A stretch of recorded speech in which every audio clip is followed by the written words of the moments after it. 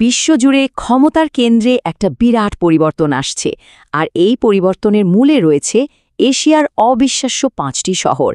চলুন আজ এই শহরগুলোর উত্থানের গল্পটা একটু কাছ থেকে দেখা যাক। দেখুন, এতদিন ধরে তো এর উত্তরটা সবার জানাই ছিল, তাই না? কিন্তু এখনকার তথ্যউপাত্ত বলছে ক্ষমতার মুকুটটা আমেরিকা আর ইউরোপ থেকে ধীরে ধীরে সরে আসছে। একটা নতুন যুগ শুরু হচ্ছে, আর সেই যুগের ভিত তৈরি হচ্ছে এশিয়ার এই জমজমাট শহরগুলোতে। তো চলুন এই বিষয়টা নিয়েই আজ আমরা গভীরে আলোচনা করব। এই পুরো ব্যাপারটা বোঝার জন্য আমরা মোট 5টা ধাপে এগিয়ে যাব। দেখব এই রূপান্তরটা ঠিক কিভাবে ঘটছে। আচ্ছা, প্রথমেই আমরা এশিয়ার এই উত্থানের প্রেক্ষাপটটা একটু বুঝে নিই, যে কতটা বড় পরিসরে এই পরিবর্তনটা আসছে।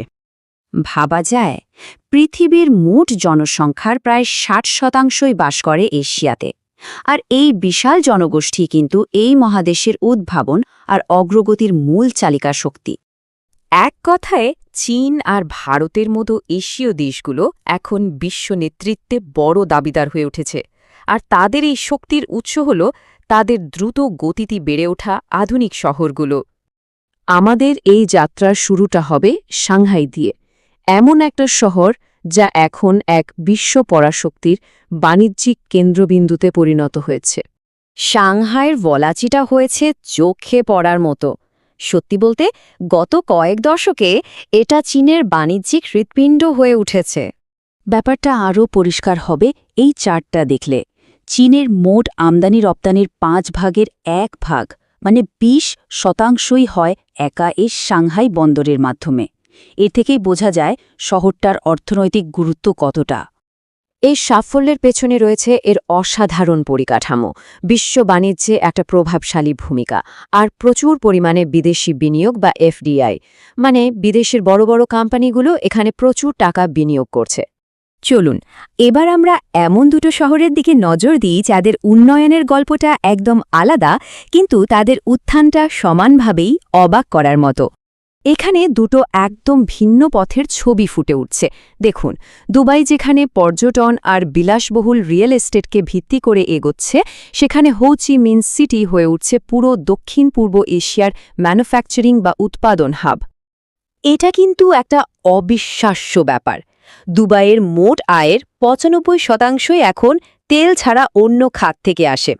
একটা দেশ কিভাবে তার অর্থনীতিকে পুরোপুরি বদলে ফেলতে পারে, এটা তার একটা দারুণ উদাহরণ। অন্যদিকে হো চি মিন সিটি এখন ভিয়েতনামের অর্থনীতির মূল চালিকা শক্তি। দেশের মোট জিডিপির প্রায় 25% একাই যোগান দেয় এই শহর। টেক্সটাইল, ইলেকট্রনিক্স আর পর্যটন শিল্পে এটি এখন নেতৃত্ব দিচ্ছে। এবার আসা যাক ভারতের কথায়। এখানে এমন দুটো শহরের কথা বলবো যারা বিশ্ব প্রযুক্তি মানচিত্রের নিজেদের একটা আলাদা পরিচয় তৈরি করে নিয়েছে।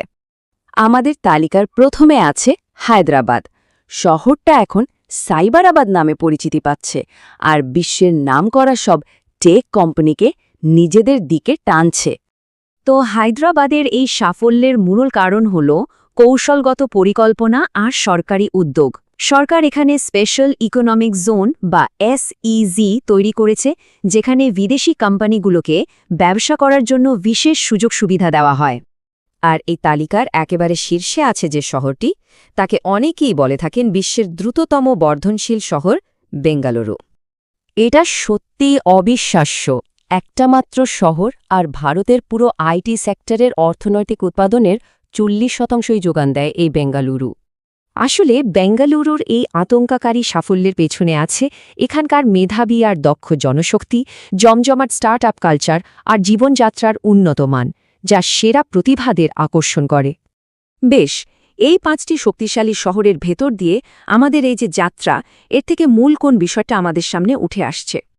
আমরা একটা প্যাটার্ন দেখতে পাচ্ছি, তাই না?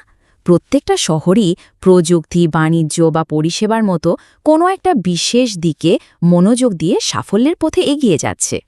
মনে রাখতে হবে, এটা কিন্তু কোনো দূর ভবিষ্যতের কথা বলা হচ্ছে না। সূত্রগুলো একদম স্পষ্ট করে বলছে এটাই এখনকার বাস্তবতা। বিশ্ব অর্থনীতির কেন্দ্রবিন্দু এরই মধ্যে বদলে গেছে। এই শহরগুলোর এত দ্রুত উত্থান আমাদের একটা বড় প্রশ্নের সামনে দাঁড় করিয়ে দেয়।